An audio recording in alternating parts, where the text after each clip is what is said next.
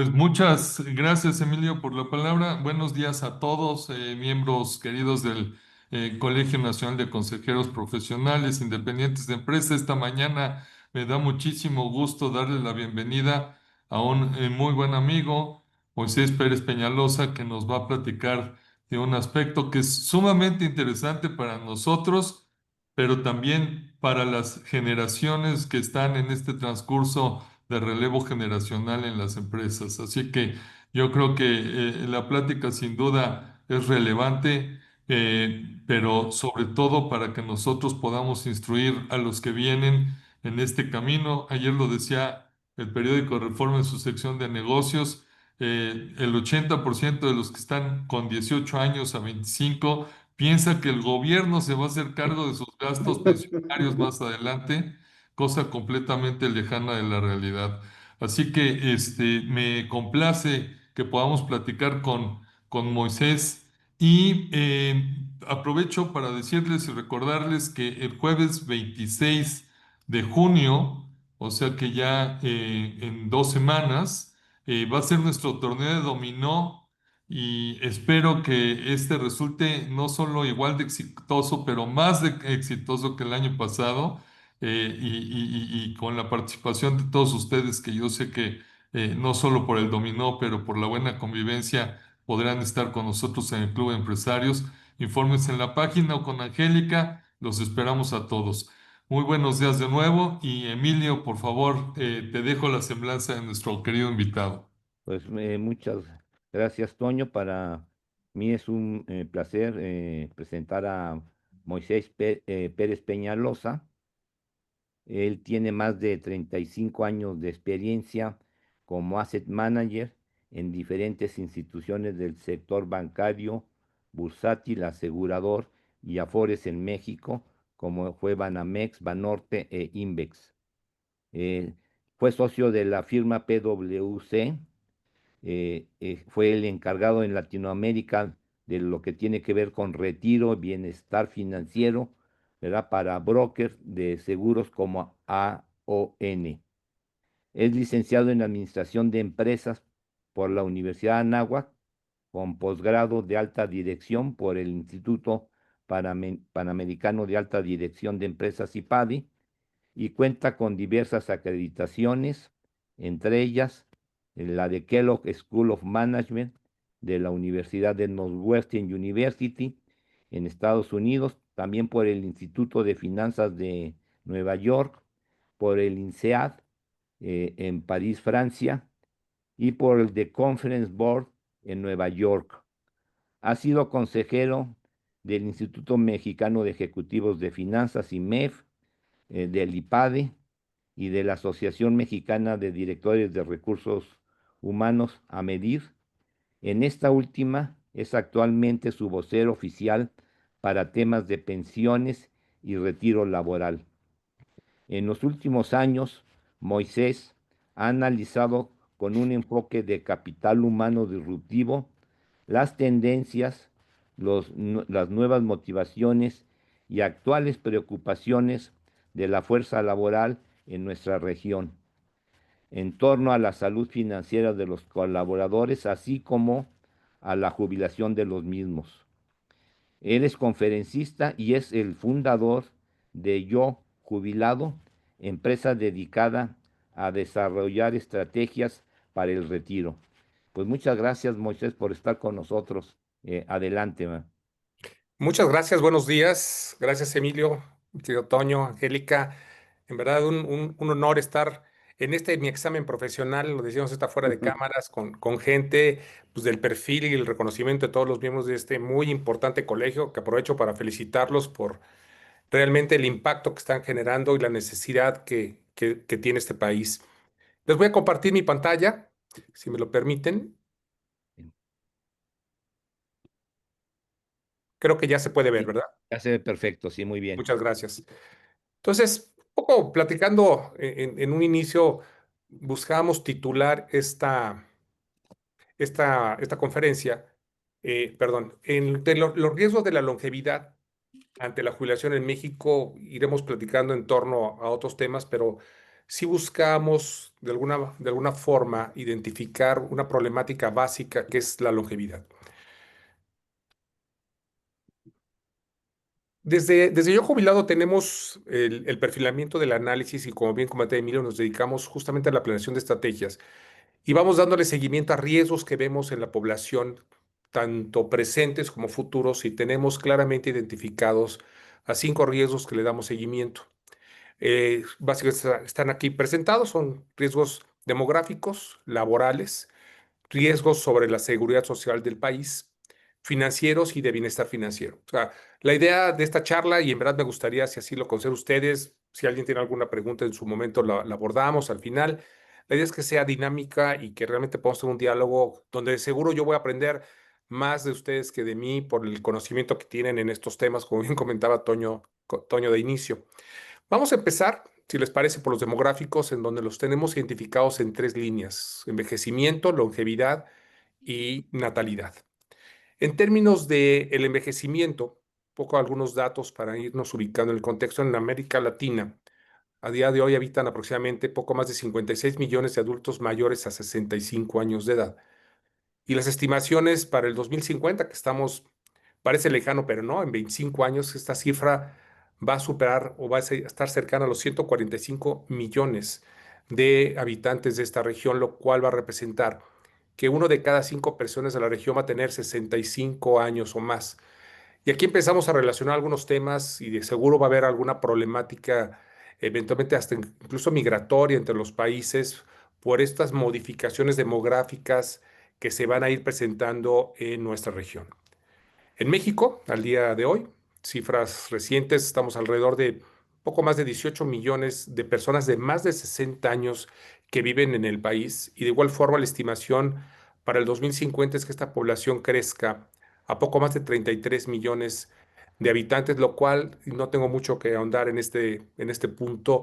Si hoy en día ya tenemos serios problemas para el tema de salud, por ejemplo, el tema de manutención con la actual población, un poco la preocupación y por qué el seguimiento de este tema es 33 millones, son muchos millones de mexicanos y de mexicanas que van a estar en condiciones de adultos mayores con las problemáticas que iremos comentando y que en muchos casos son conocidas por todos nosotros. Un poco qué ha pasado en nuestro país en los últimos 20 años. Conocidas son estas imágenes de la pirámide poblacional de nuestro país. Hemos visto cómo se ha ido modificando cada vez más rápido. En la parte derecha superior plasmamos ahí la edad media para cada año. En el 2000 la edad media en el país estaba en 22 años, 10 años posterior, 2010 ya está en 26, 10 años más, en el 2020 ya está en 29, y hemos visto cómo se va transformando esta pirámide con una serie de problemáticas que no necesariamente tenemos claramente atendidas en muchos de los temas.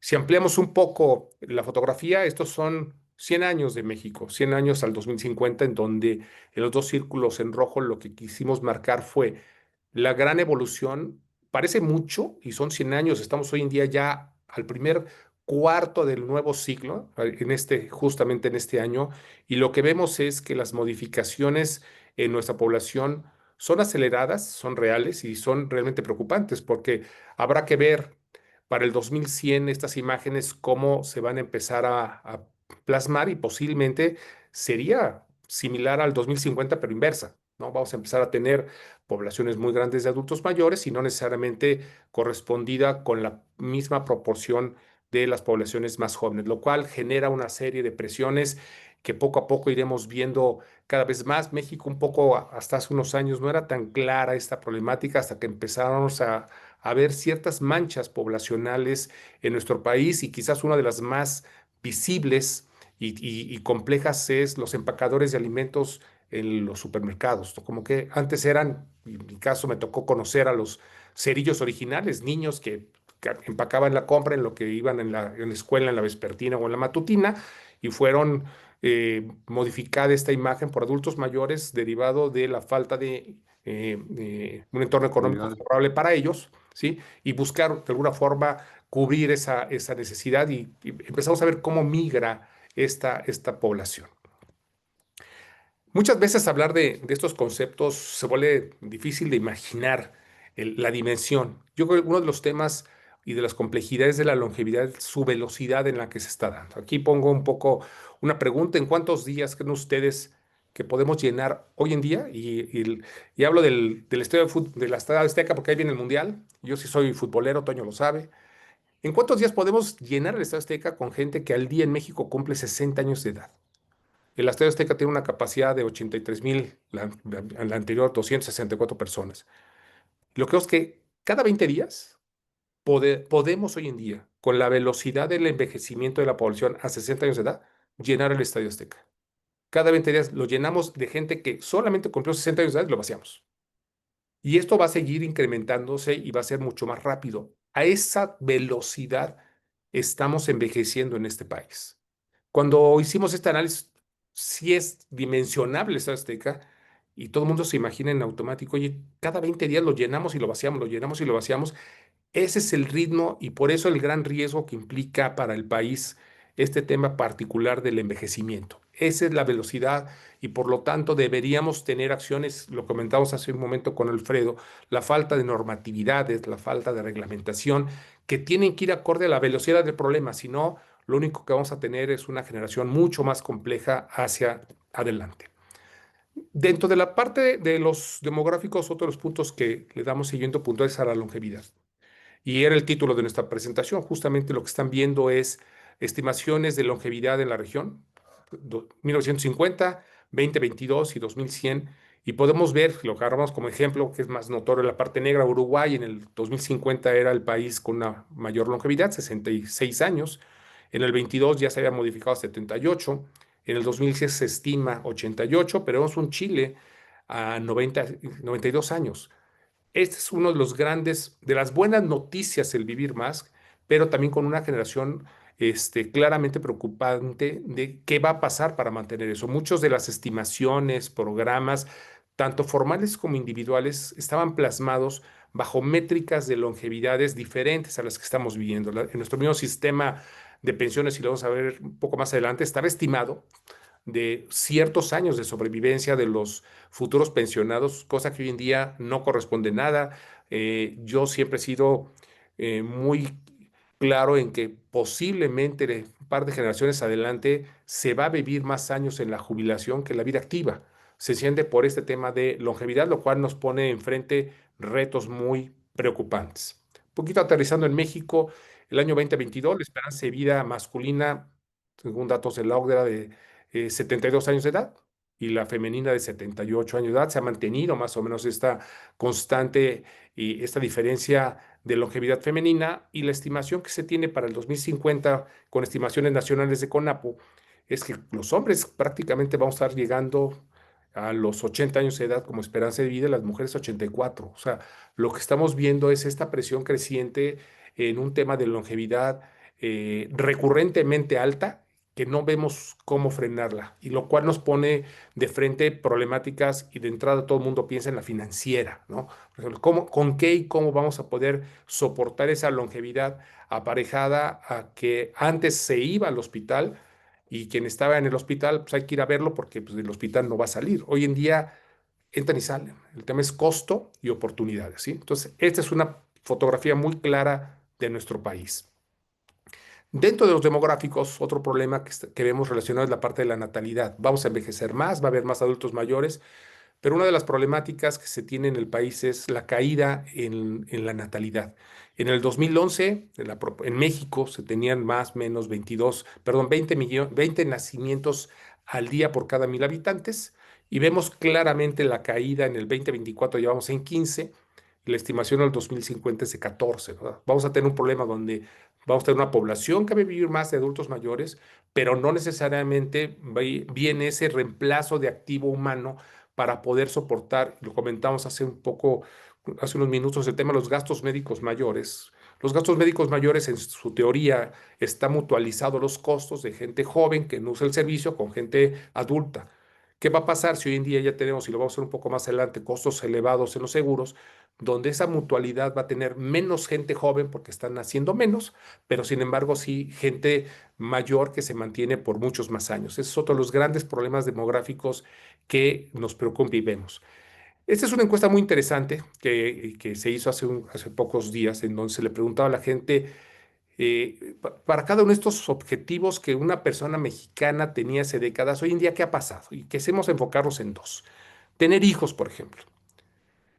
Tener hijos, la pregunta era, ¿qué tan es más importante o menos importante que en el pasado? La gente dice 8% es más importante, 34% dice es igual de importante, pero 57% dice es menos importante tener hijos, que va muy en línea con la anterior. La conformación social en las nuevas parejas está y es claramente visto el desinterés en tener los hijos. De ahí surge hasta los conceptos de los perrijos, ¿no? O sea, nuestro entorno social se está modificando y ya no es una prioridad para las nuevas generaciones tener hijos muchas veces, y lo comentan por el tema económico, mantenernos solos es complejo ahora con hijos mucho más.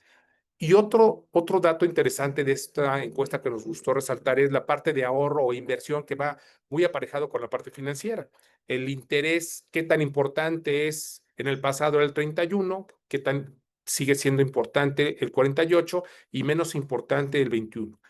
Aquí se ha comentado mucho que las nuevas generaciones no están interesadas en ahorrar, no están interesados en sus finanzas. Nosotros no creemos eso y un poco lo corrobora esta situación. Ya se están viendo en los entornos sociales familiares cercanos la problemática de esta falta de planeación financiera. Seguro ustedes lo saben, ya hay pensionados, millennials, gente que por las condiciones de edad y los años que lleva el sistema que cambió, ya ha habido los primeros pensionados, y lo que se está viendo en los entornos familiares es que la pensión de estas personas, que en teoría debería ser mejor, nada que ver y dista mucho de las jubilaciones y pensiones que tuvieron los padres y los abuelos.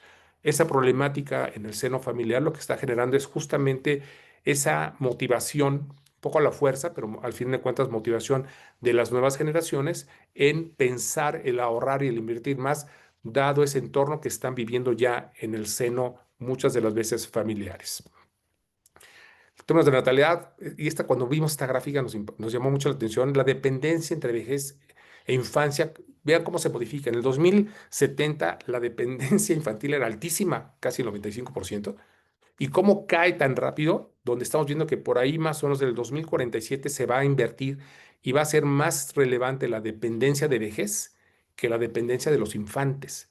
Son esas imágenes que de pronto nos hacen pensar un poquito más en el futuro, de qué y en dónde tenemos que poner nosotros foco para atender problemáticas que estamos viendo claramente ya, estas tendencias que sin lugar a dudas se van a presentar en nuestro país, y tener acción en función a estas problemáticas que estamos visualizando. Un poquito para cerrar el primer riesgo, yo lo pondría a manera de primera conclusión, es que vamos a vivir más.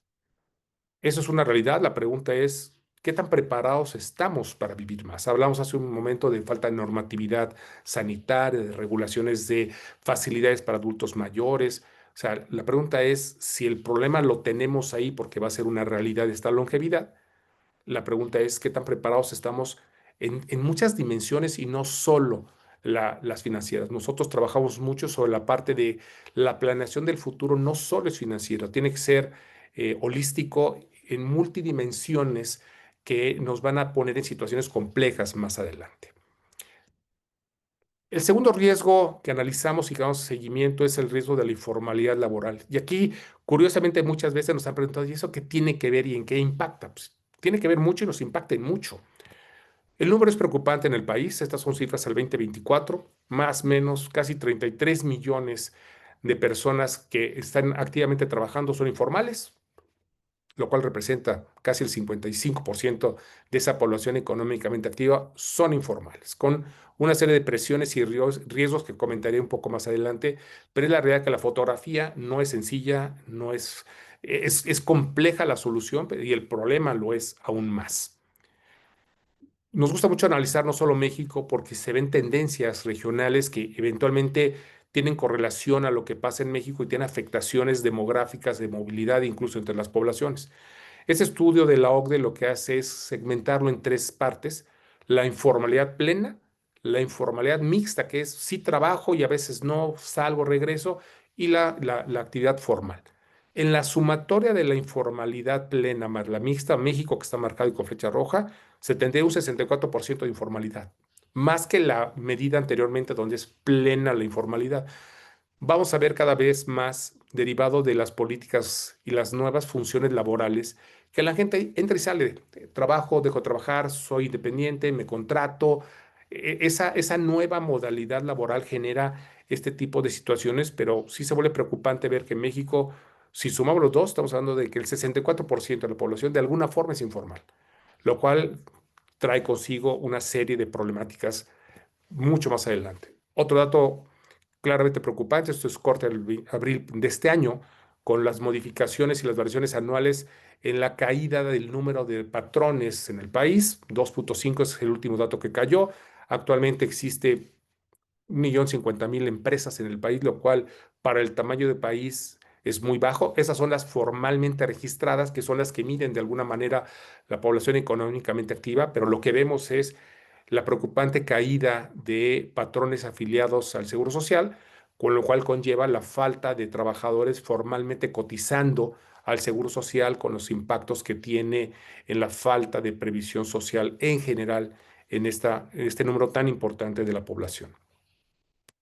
Como segunda conclusión, pues millones de personas están sin aportar y sin ahorrar. La pregunta es, ¿quién los va a mantener? La problemática de la enfermedad laboral es que no elimina la condición de envejecimiento. Entonces, todos estos millones de personas que están en la informalidad eventualmente van a exigir, van a demandar servicios, manutención, pero sin haber tenido las contribuciones que históricamente se requerían para mantener un sistema sano. Pero la demanda se va a presentar, entonces vamos a ver una población que nunca ahorró, que nunca aportó, pero que van a demandar una serie de servicios que van a presionar sin duda alguna las finanzas del gobierno. Y por lo tanto, que aquí es la conexión al individuo. Muchas veces me preguntan, oye, ¿van a mantener siempre las pensiones? Pues en principio sí. Grecia lo vimos bien hace muchos años, de los primeros recortes financieros centrales que hicieron fue las pensiones. No hay dinero, te puedo dar hasta tanto. Ojalá no lleguemos nunca a esa situación, pero este tipo de presiones no favorecen el entorno. El tercer riesgo que me gustaría comentar con ustedes es el riesgo particularmente de las pensiones. ¿Y aquí qué vemos? Esta gráfica lo que nos muestra la información es al 2020, la fuente fue Franklin Templeton, un asset manager muy importante global, donde hizo un estudio que dice qué porcentaje de las personas actualmente ocupadas nunca han cotizado a la seguridad social. Si vemos por rangos de edad, como está marcado, gente que actualmente está ocupada entre 16 y 44 años, la barra naranja son los hombres, la azul son las mujeres, el 41% de ese segmento de edad nunca cotizó los hombres, 40 y casi 47 las mujeres. Si subimos el segmento de edad de 45 a 64, 34% en el caso de los hombres, 48% en el caso de las mujeres. Y si nos elevamos a 65 o más, que es justamente los momentos que estamos viendo el envejecimiento, los hombres 52 y las mujeres el 80. Es preocupante y ahorita vamos a hacer un apunte muy particular sobre la diferencia de la problemática masculina y femenina, pero este dato les pido que lo recuerden, el 80% de personas que están ocupadas en el segmento femenino nunca cotizaron a la seguridad social, lo cual nos va a llevar a situaciones complejas más adelante. En términos de pensiones y de este riesgo, ¿cuáles son los riesgos que vemos? El 1 de julio de 1997 se promulga la ley también llamada de las Afores, donde lo único que se hizo fue el reconocimiento de lo inviable que era mantener un esquema anterior de pensiones ante el número creciente de mexicanos y también ante la realidad de la longevidad. Se hace un cambio de ley en donde a partir de ese día complica el tema de las pensiones a futuro. Hoy en día estamos viendo modificaciones y adecuaciones en complementos económicos, dada la carencia de las pensiones relevantes. El cambio de ley del 2020, donde modificó las aportaciones, lo que hizo fue ese. ¿Cuál es el problema que tenemos frente a esto? Que estas modificaciones son transgeneracionales. De corto plazo, incluso yo me atrevería a decir de mediano plazo, no va a haber una afectación positiva en los ahorradores porque requiere acumulación por 30, 40 años. Entonces, estos efectos a plenitud posiblemente los vamos a ver por ahí de año 2060, 2070, en donde ya la población tuvo tiempo al menos de ahorrar 30 años con el nuevo esquema que es casi del 15% para el 2030, donde va a estar y va a tener esa posibilidad de una mejora en pensión, pero va a tomar décadas esas actualizaciones. Otro de los temas relevantes de nuestro sistema es el cambio a 1.000 semanas de cotizaciones. La ley anterior, bueno, no, la ley vigente solicitaba de forma anterior 1.250 semanas de cotización formal a la seguridad para poder tener derecho al menos a la pensión de garantía, lo cual era totalmente inviable, eran casi 20 años.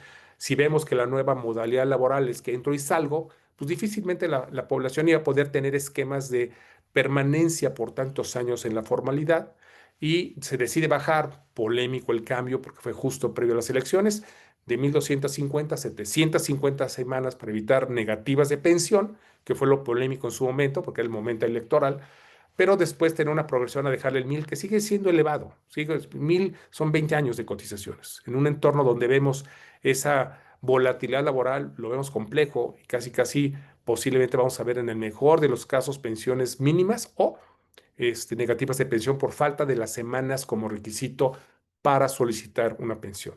La edad mínima sigue siendo hasta el día de hoy 60 a 65 años de edad la plena. Francia puso, y lo conocen ustedes muy bien, el dedo en la llaga al incrementar la edad de jubilación, grandes disturbios sociales en Francia. En México no se ha dado esa modificación, la cual debería de ocurrir atendiendo la nueva longevidad. Sin embargo, conlleva serios problemas para el individuo el modificar hacia adelante la edad de jubilación, porque las edades laborales no se modifican de igual forma. Entonces, podemos llegar a tener un gap sin trabajo que de alguna forma los individuos van a tener que complementar a través de la modalidad 40, la 33, la 10, la que mejor convenga a cada uno, esa continuidad de cotizaciones para no perder el derecho, pero sin trabajo, tener que aportar a esto pone compleja la situación. Es uno de los cambios que creemos que no se han dado, pero que eventualmente vamos a tener una modificación en la edad de jubilación en nuestro país. Riesgos. La pensión de adultos mayores, con lo que se llaman las pensiones no contributivas, la gente no aporta, sin embargo tiene un apoyo del gobierno que pues es complejo, es benéfico para la población, complejo para las arcas nacionales, porque pues es un poquito, yo lo he manejado como regresar a la ley anterior. Te voy a dar algo más con cargo al erario, pero pues ya sabemos lo complejo que es mantener estos esquemas por plazos tan largos. De ahí surge en paralelo a los apoyos a adultos mayores la creación del plan de pensiones para el bienestar. Lo que hace es complementar el salario para una parte de la población que gana hasta el monto equivalente. Anda en pesos actuales alrededor de 17,000 pesos, que es el promedio del salario del Seguro Social. Se le complementa a esa población la pensión, pero pues, el tema es la erogación recurrente por mucho tiempo nos va a complicar mucho las finanzas personales y lo vamos a ver más adelante. Hubo un cambio en el régimen de inversión de las AFORES, se abrió más la posibilidad a proyectos de infraestructura, lo cual pues pone alertas del sistema anterior en donde se cuestiona el tipo de inversión, los retornos y los riesgos de impago de algunos proyectos, lo cual nuevamente pone una presión sobre los ahorros que se tienen. Y el último cambio, de igualmente polémico, el cambio de la ley del Infonavit. O sea, estamos viviendo situaciones complejas en torno a los riesgos que vemos de nuestro sistema de pensiones. 2050 México va a tener 78 jubilados por cada 100, lo cual nos va a poner en tercer lugar mundial. Solo nos va a ganar Japón, que para ese año va a tener 80 por cada 100, y Corea del Sur, que pasa actualmente de 26 a 82 por cada 100. Vamos a ser el tercer lugar en donde la proporción de jubilados versus activos es la más alta en el país, lo cual nos va a poner, como hemos viendo con la parte de longevidad y ahora la parte de pensiones, presiones muy importantes para nuestro país. Poco la conclusión de este tercer riesgo es, va a haber pensiones inexistentes. Tristemente vemos que el esquema de las AFORES al momento en cómo está plasmado no va a permitir en muchos de los casos tener pensiones elevadas.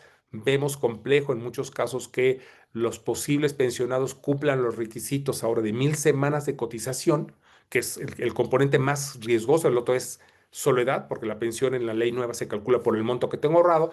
Entonces, esperemos estar equivocados, parece que no. Vamos a ver negativas de pensión por falta de las semanas de cotización, entonces le van a dar a las personas el dinero que lleguen a tener ahorrado. Y la pregunta es de qué van a vivir. Esa es la problemática que vemos en el sistema actual de la ley 97, que es el vigente, sobre todo Toño lo decía de inicio, pensar en las nuevas generaciones, qué tenemos que hacer para ayudarlos bajo un entorno que se ve muy complicado versus el de la ley anterior. El cuarto riesgo, que es el riesgo financiero, típicamente este lo vemos sobre esta base.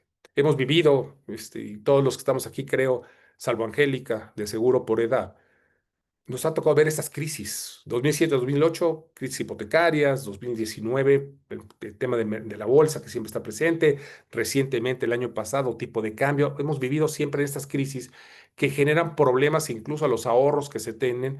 La pandemia lo vimos, me tocó ver casos directamente que tuve el privilegio de asesorar a algunas empresas en donde se tuvieron que hacer diferimientos en los pagos de las pensiones por el efecto negativo que tenía los saldos de las inversiones de los planes de pensiones derivados de las crisis. Entonces son situaciones pues, que no controlamos, que se presentan siempre cuando no se deben de presentar y es una gran problemática la falta de planeación financiera y lo ven los planes de pensiones privados, en donde tienen que ir reconociendo y de alguna forma blindando las inversiones en función a Ah, los montos de la Antes, población, cómo Moisés, van hay una envejeciendo. pregunta aquí de José Sí, Luis. Emilio, gracias.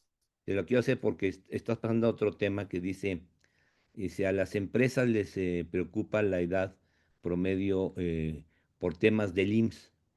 Esto afecta la vida laboral por despidos y será un tema si se incrementa la edad de jubilación.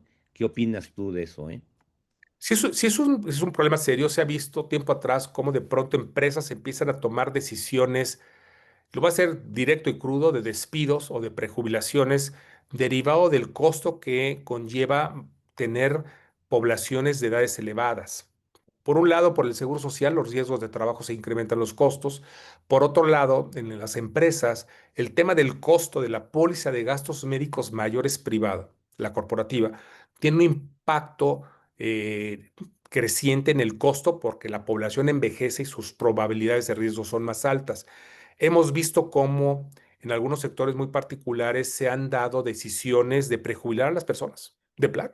Te prejubilo, el plan lo permite, y lo que están haciendo de alguna forma es eliminar de alguna manera ese riesgo contingente por edad y al momento se lo están trasladando al individuo, porque si te prejubilo, si te doy un X monto, pero ahora tú vas a tener que hacerte frente de tu parte financiera y médica como individuo. Si es una práctica que se da, se está empezando a dar más porque en las poblaciones actuales de las organizaciones, los segmentos de gente de edad más avanzada está creciendo y creciendo muy rápido. Un poquito es lo que quería plasmar en la imagen del Estadio Azteca.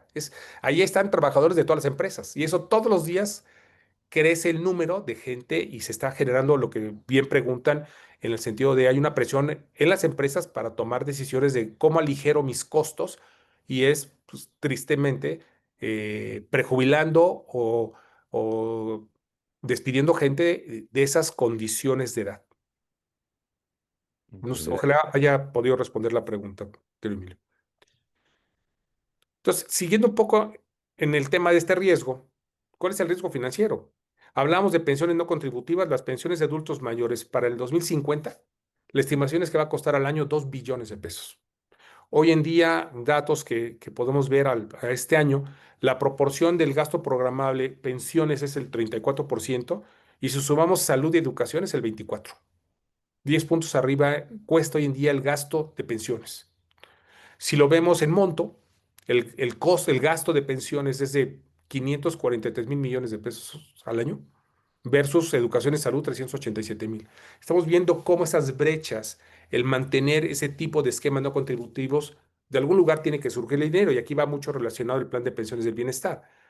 Entonces empezamos a ver cómo hay una desinversión en educación y salud y hay un gasto creciente en la parte de pensiones. Visto de otra forma, para cerrarlos, el gasto de pensiones, tanto las que sí son contributivas, que son las que aportamos al Seguro Social, por ejemplo, a la FORE, como las no contributivas, que son todos los apoyos que se generan a adultos mayores, en el 2024 la proporción era, las pensiones contributivas representaron 367 mil millones de pesos en todo el año, las no contributivas 226. En lo que va apenas del primer trimestre del 25, la sumatoria ya, como veíamos, son 543 mil millones.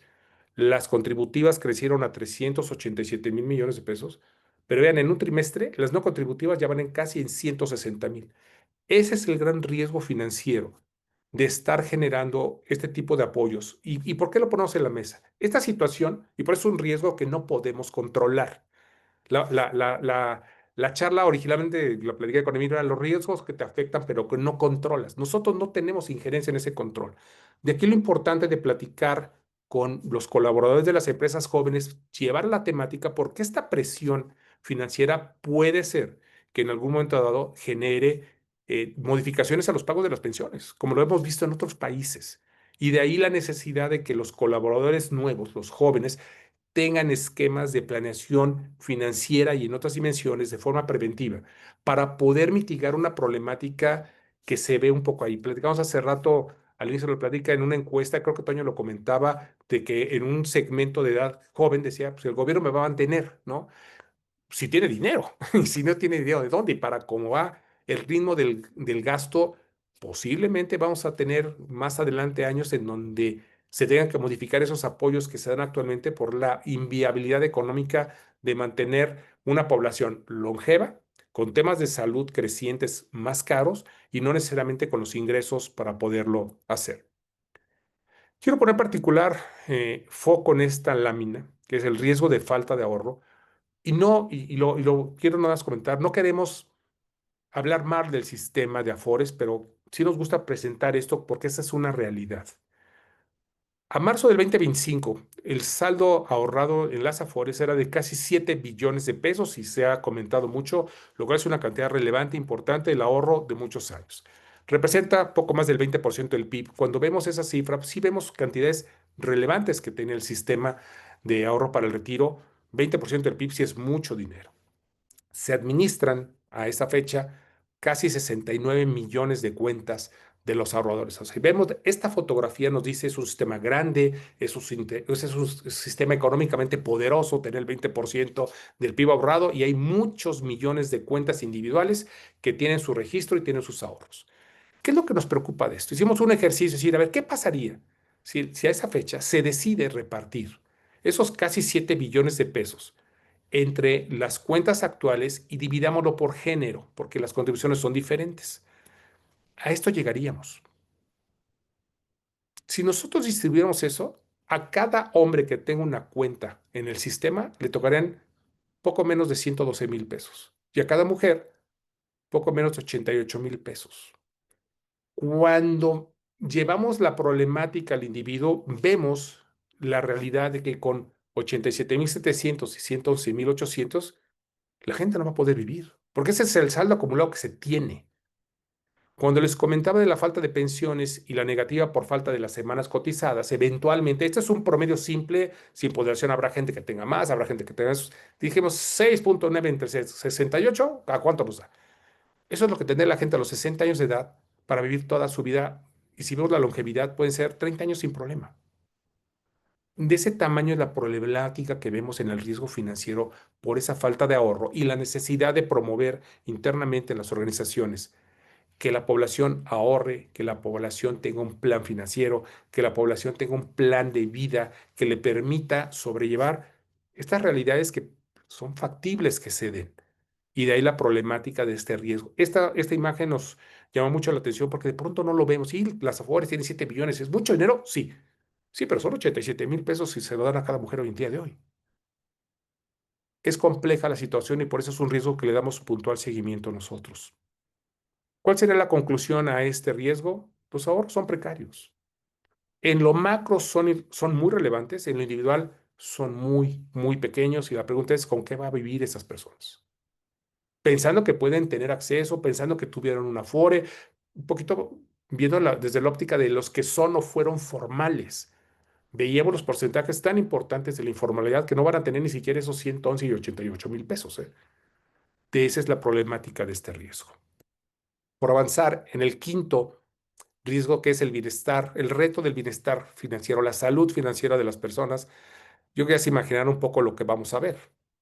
Este es el informe de la encuesta del INEGI de salud financiera reciente. Dice, ¿qué tan estresada está la población al 2023 por sexo?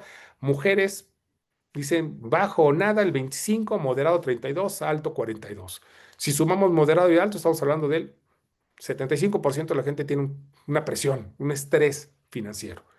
Hombres, 32, 37, 30, estamos hablando del 68. O sea, existe hoy en día una condición de estrés financiero que vive en los colaboradores, lo cual genera, y lo sabemos, presiones, salud, improductividad, ausentismo, rotación. Están buscando quién me da un poco más para aliviar la situación y eso no es sano, el vivir bajo ese gran estrés financiero. Mucho este tema surgió en la pandemia. Yo alguna vez en algún artículo que publiqué dije, la pandemia es una prejubilación mundial.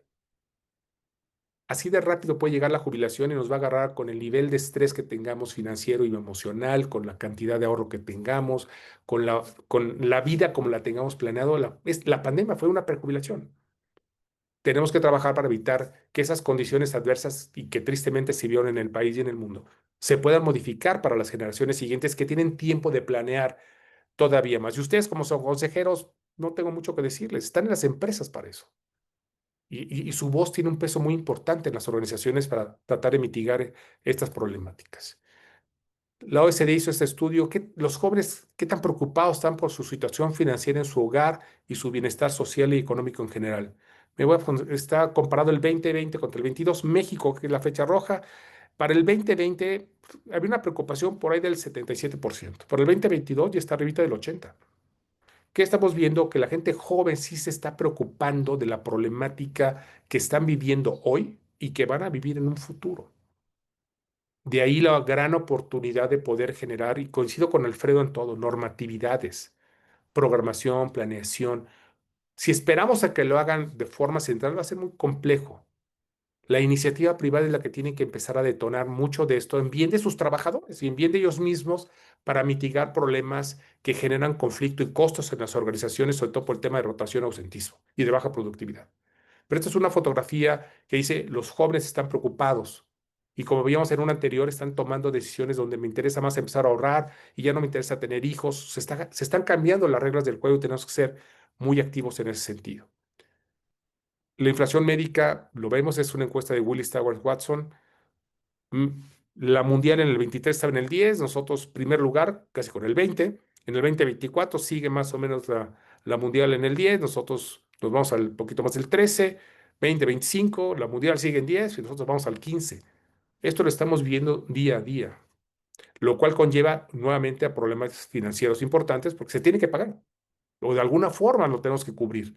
Si la seguridad social médica no nos da abasto, tenemos que recurrir a la privada y lo que estamos viendo es justamente que es una problemática seria la inflación médica que estamos viviendo y pagando y en la etapa de adultos mayores se vuelve mucho más crítica porque si no hay los ahorros, sencillamente de dónde van a surgir los flujos.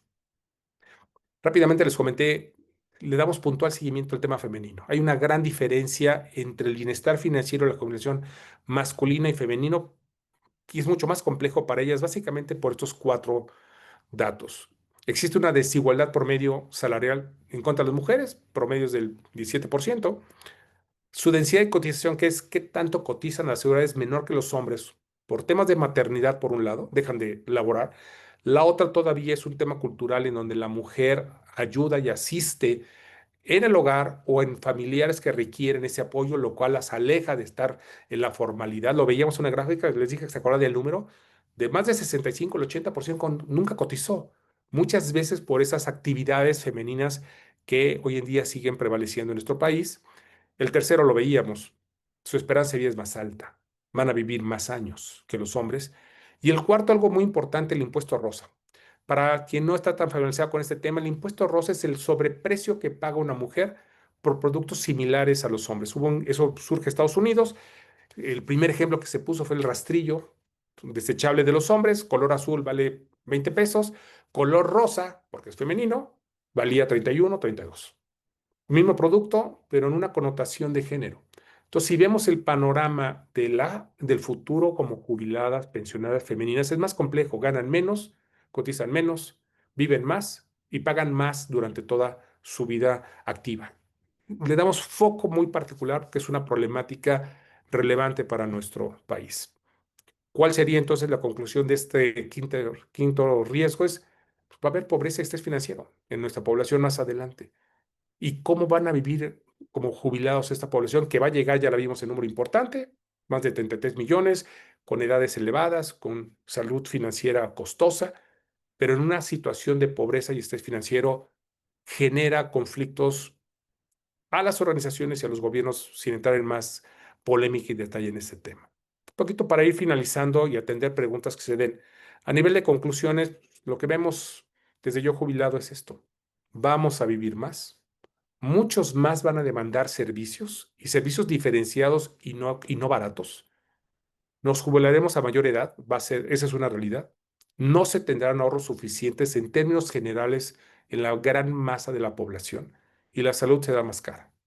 Es un poquito complejo el panorama. Viéndolo de otra forma y de corto plazo, en 10 años México es lo que estamos esperando. En términos de longevidad, 2 de cada 10 mexicanos van a ser adultos mayores. En temas de informalidad, 5 de cada 10 seguirán siendo empleados informales. En la parte de pensiones, 3 de cada 10 no tendrán seguridad social. Y el bienestar financiero, 3 de cada 10 adultos mayores van a tener que seguir trabajando ante la falta de un entorno financiero saludable que les permita vivir esa etapa de la vida de una forma diferente. Es un poco la foto que estamos viendo en 10 años en nuestro país. Esto ya está encima de nosotros, ¿sí? ¿Qué debemos hacer para concluir? Primero, creo que es importante desde la empresa, debemos de promover que los colaboradores pongan una gran coma en su vida diaria y que piensen en su futuro. Tenemos que ser promotores de espacios en las organizaciones para que nuestros colaboradores destinen tiempo a pensar la problemática, que no les gane la inmediatez de todo lo demás y que dediquen algo de tiempo y espacio a esto. Yo hoy lo veo, somos afortunados, en muchas empresas nos invitan a dar pláticas, a dar talleres, creando espacios que los pongan a pensar en la problemática. Segundo, a desarrollar planes personales para su futuro. No solo es financiero. Aquí hay un tema, sí es el financiero es sumamente relevante, pero también lo es el emocional, el nutricional, el ocupacional. Vemos muchos jubilados que de pronto dicen, ¿y ahora qué hago? No tengo dinero, no tengo trabajo y ya me jubilé. ¿Y ahora qué hago? Tenemos que trabajar, sobre todo en las generaciones nuevas, en que desarrollen ese tipo de planes. Tenemos que dotarlos de herramientas, por supuesto, de fácil implementación. En lo personal soy un poco crítico, de pronto veo en las redes sociales que quieren convertir a toda la gente en traders de mercados, traders para Emilio, o sea, una trayectoria de muchos años. No se hace trader en un fin de semana, invierte en criptomonedas y gánate todo en un fin de semana. Eso no existe. Tenemos que dotar herramientas de fácil implementación que mejoren el bienestar financiero de forma consistente sin querer generar a los expertos financieros. Tenemos que irnos mucho más básico. La gente, por ejemplo, me pregunta mucho en los talleres, ¿y por dónde empiezo? La gente no tiene claridad de su propósito. Desde empezar en el propósito del individuo para poder entonces sí desarrollar programas que les ayuden de largo plazo. La cuarta, que es la más fácil, actuar. Tenemos que promover que esto se lleve a la práctica, si no, el problema no va a ceder y va a seguir creciendo, creciendo y creciendo. Como último, en mi conclusión final, la forma de ayudar a la gente a que tenga libertad, y seguro ustedes saben la respuesta, es una palabra. Solo es eso. Necesitamos educarlos financieramente, necesitamos educarlos emocionalmente, necesitamos educarlos ocupacionalmente en el futuro. Esto es holístico, tiene que ser multidimensional y siempre hemos tenido la tendencia de, bueno, arregla lo financiero y lo demás se arregla. Hace poco tuve el privilegio de participar en una desvinculación por jubilación de un alto ejecutivo donde el problema de esta persona, y le dieron varias decenas de millones de pesos de jubilación, no era financiero, me lo dijo, no sé qué voy a hacer el lunes en mi casa. Ya sé que lo voy a invitar para el colegio, entonces ya le tengo una solución. Vende para el colegio y ponte a chambear por acá. Pero muchas de esas veces es la duda que surge en las personas. Por eso este concepto nosotros lo vemos mucho, mucho más holístico que puntual financiero. Eso es lo que tenía preparado. Me gustaría, y me lo pidió Emilio, dejar tiempo al final, preguntas, comentarios. Vienen ustedes, son mis sinodales, y viene ahora lo bueno para mí, a ver ahora qué hago y qué contesto. Estos son mis datos si eventualmente a alguien le interesa contactarme, platicarlo, trabajar juntos.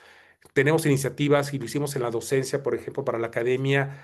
El problema es tal que dijimos, a ver, cuando se nos acerca una escuela, vamos a buscar trabajar esquemas pro bono para ayudar en la educación de esto que requiere de todos y de mucho tiempo consistente para mejorar la problemática, si no sola, no se va a solucionar. Les agradezco en verdad el tiempo, el honor de estar con ustedes. Voy a dejar de compartir mi pantalla por si Perfecto. surgieran comentarios y preguntas, mi querido Emilio. Muchas Muy, gracias. muy bien. Mira, si quieres para preguntas, perfecto. Mira, aquí ya hay comentario de José Luis Suárez. Desde luego, se te agradeció la respuesta que di. Gracias. Dice aquí, considerando el escenario complejo, ¿verdad? ¿Cuál podría ser el camino para disminuir los efectos que ahorita nos comentas? O más bien, ¿qué debería a nivel de gobierno, ¿verdad? Porque ahorita tú comentaste algo que debe hacer uno como individuo, ¿no? Sí. Y aquí te preguntan a nivel de gobierno, y yo te preguntaría sobre este mismo concepto a nivel de personas que son consejeros de empresas, que Bien. es el perfil de la audiencia El que tengo. colegio. Mira, Eh, a nivel gobierno, yo te diría que se tienen que legalizar y formalizar la educación financiera. Hay una proliferación de expertos que venden idea, que venden sueños, sí, y no hay un control. En otras partes del mundo, los influencers, por ejemplo, ya están regulados. Ya no puedes salir a decir lo que tú quieras. En México todavía sí hay una gran tendencia comercial de difusión de soluciones mágicas que muchas de las veces son fraude y no necesariamente solucionan la problemática. Entonces yo creo que el gobierno tendría que regular que lo que se diga sea real, sea correcto, sea alcanzable, porque por eso les ponía el ejemplo, lo que digo, dame 2,000 pesos al mes y en 40 años doy 22 millones de pesos. Un día sí me puse de ocioso a hacer el ejercicio, o soy muy malo para invertir y te voy a pedir tu ayuda, Emilio, porque ahí me dan como 3,5 millones de pesos, no me dan los 22 que decían que tenía. Entonces, a nivel gobierno tiene que haber una regulación de esa parte. Sí creo, sí ayuda. Incentivos fiscales son muy limitados los que tenemos para el ahorro de largo plazo. Si el problema es tan grande para el gobierno, yo se le diría, oye, ábrelo. ¿Cuánto quiero ahorrar? Lo que tú quieras, sin un límite. ¿Por qué? Porque al fin de cuentas vas a mitigar problemas en las arcas del gobierno. Desde la parte de la empresa, yo sí creo que, asumiendo que no se vaya a dar lo del gobierno, la empresa lo que tiene que empezar a generar son programas de educación integral de la vida de los trabajadores. O sea, todo trabajador formal tiene un Afore. A mí me impresiona ver la cantidad de gente que cuando le pregunto en mis pláticas en qué Afore están, uno, no saben en cuál está. Y cuando les pregunto por qué estás en la que estás, la respuesta está peor. No tengo ni idea. Y tengo 15 años ahí y muchas veces esa falta de información, y tú lo sabes muy bien, Emilio, un punto en 40 años es la diferencia de una mejor pensión o un problema. O sea, yo sí creo que las empresas tienen que generar, muchas han dicho que pongan planes de pensiones privados. Esa no es la solución. Planes de pensiones privados hay 0,3% del total de las empresas, o sea, casi cero. Pero lo que sí se puede generar es una educación financiera, emocional, ocupacional, realmente que la gente tenga esos espacios de entender lo que ya tiene, porque además al patrón ya le cuesta y le va a costar más. Al patrón en 5 años le va a costar el 15%. Eso es un hecho. Entonces, si ya tengo el costo, ayuda a que la gente conozca, valore y cuide su patrimonio, que es lo que puede hacer la gran diferencia en un futuro. Aquí dentro del gobierno, este, ¿tú qué verías, por ejemplo, cuando nos comentaste la parte de la informalidad, Sí, de que de cada 10 mexicanos, 5 están en la la informalidad? informalidad. Sí, y tú conociendo de esto, ¿qué propondrías para bajar la informalidad? Porque yo siento que ahí sí se puede hacer algo eh, ahorita en temas de informalidad. Este, entonces, y eso es un tema que el gobierno tendría que hacer. No lo comentaste, por eso te lo pregunto Eh, directamente. Mira, no es fácil, no es sencillo. Se ha hablado mucho de que grabes el consumo. Que grabes el consumo y si grabas el consumo de alguna forma ya Pues tributas. está el IVA, Por supone. ejemplo, Por ejemplo, o sea, pero en general en todo lo que consumes, mucho de la problemática que son partes, independientemente del origen, hay partes que están libres. El problema no es sencillo, es tan grande hoy en día ya este problema, que tener una solución puntual es compleja, ¿no? Entonces, deberías, en la medida de lo posible, se pensó en algún momento dado que eres informal, pero te voy a abrir un esquema. Alguien hasta le puso el título de La Afore para el Bienestar, ¿no? Es algo que anda por ahí dando vueltas. Bueno, ¿quieres aportar ahí? Te ayudo. Algo que se vio, por ejemplo, mucho en las universidades oficiales, que parte de de tu cuota que tienes, que pagas, que aunque sea baja, se destina a tu cuenta individual. Hubo una iniciativa que se llama Millas para el Retiro, que te da un porcentaje de tu consumo va a tu Afore. Falta difusión. Yo Sí. creo que tiene que ser un poco forzosa y es a través del consumo que todo el mundo consume. Entonces, por ahí pudiera haber algo, no es sencilla. La fiscalización ideal cada vez es más compleja por el tamaño que tenemos, ¿no? Y va aparejada con lo mismo. Mira, aquí una pregunta de David Olivar dice, ¿qué país tiene un sistema de pensión bien planeado, estructurado y suficiente? ¿Y qué factores lo diferencian del sistema de pensiones aquí en México? O Mira, sea, ya sé que se en van a pocas reír. palabras, ¿qué tendríamos que hacer y quién lo Pues es hace que, bien que deberíamos de imitar? mira, es complejo y va muy aparejado con la otra. Los esquemas exitosos tienen poblaciones altamente fiscalizadas. No hay innovación. El esquema de ahorro, y son los escandinavos los que van en primer lugar en este tipo de esquemas. Yo creo que tenemos, bueno, los españoles en la seguridad social son buenos también. Yo creo que el tema es falta todavía la presión en la población de entender a la problemática que se está dando y que el gobierno no te va a poder mantener al 100%. Entonces, los esquemas de ahorro voluntario, se hablaba mucho y hubo una buena iniciativa que sí o sí, que en algunos países sí se da, más allá de la aportación que tú tienes a la FORE, que la hace el patrón, yo sí he sido crítico en ese sentido, ¿y el individuo dónde está? El individuo es el beneficiado o el afectado, pero es el que no aporta, lo tiene solamente como ahorro voluntario. Entonces yo en algún momento dije, a ver, ¿qué pasaría si de los salarios que tú tienes, más allá del 15%, le quitas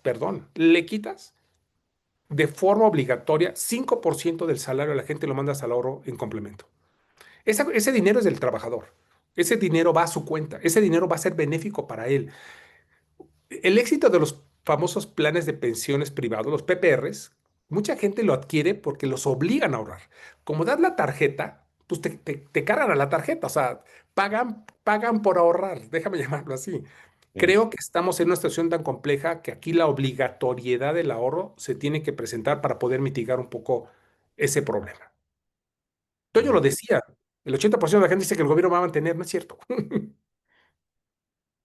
Sí, mira, yo aquí, por ejemplo, cuando dices efectos en México para el año 2035, Sí, bueno, qué bueno que la longevidad va a ser mayor, ¿no? sí, Eso lo veo positivo, ¿no? sí, yo también. Veo con problemas que algo se tiene que hacer para que baje la informalidad. No se vale Sí, que de cada 10 mexicanos 5 lo sean. claro, Y yo creo que ahí se puede hacer mucho y eso cambia mucho. todo, Sí. que probablemente estos ya tendrían una pensión y entonces el sistema de pensiones tendría más dinero, ¿verdad? Y descargas el Sí. gasto de las pensiones no contributivas del gobierno porque tienes un Así ahorro es. formal. Sí, no, Sí, ese es uno. Y el otro, que tú has comentado que lo ves como una situación favorable, es la educación financiera, ¿no? la En todo educación el es la campo, solución de mucho. ¿verdad? Pues muy interesante. No tenemos ya otra preguntas, Moisés, pero vamos a contar con tu plática, ¿no? Para enviárselo a todos los asistentes. Sí, y me parece además que la grabaron también esta Ah, plática, ¿no? sí, no está grabada, pero Sí, sí, para tenerlo en yo se las comparto PDF. si quieres en formato PDF para que sea más Sí, fácil de perfecto, manejo, sí. con Y mucho aquí, gusto. Angélica, como nuestra directora, se encargaría de darlo a conocer a todos los Platico socios. con ella y me pongo de acuerdo para generar un formato PDF y se los hago llegar. Perfecto. Y le voy a pedir a Angélica que te entregue un reconocimiento que ella te va a enviar, pero que ahorita quiero que lo presente, ¿no? Para que sepas como agradecimiento del colegio hacia Ah, ti. muchas gracias. Al contrario, Moisés, gracias por tan interesante exposición el día de hoy. con el tema del riesgo de la longevidad ante la jubilación en México. Y bueno, pues a través de este medio te entregamos este reconocimiento, muy merecido reconocimiento, apreciando muchísimo la oportunidad de que participes con nosotros y claro, estaremos en contacto para dar continuidad a los siguientes proyectos y que estés con nosotros en el colegio, pues será un verdadero lujo. Entonces, estamos en contacto. Gracias, Moisés, para poder compartirles a nuestros asociados tu presentación y gracias a quienes se conectaron el día de hoy. Les recordamos nuestro webinar el próximo jueves 19. Va a estar también muy interesante. Se lo subiré en un momento al chat y pues el dominó del 26 de junio. Entonces tenemos mucha actividad y ojalá te animes al dominó, Moisés, también. Te esperamos. Si me invitan y estoy en México, con mucho gusto. Y agradezco en verdad a ti, Angélica, a Emilio, a Toño, la invitación.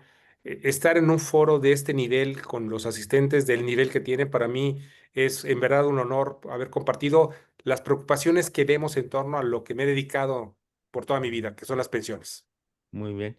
Moisés, pues muchas gracias y muchas gracias a todos los socios asistentes a este webinar. Los esperamos el próximo jueves. Y gracias, Moisés. Hasta luego, Angélica. Bye. Hasta luego. Excelente día para todos. Gracias. Bye. Gracias, buen día.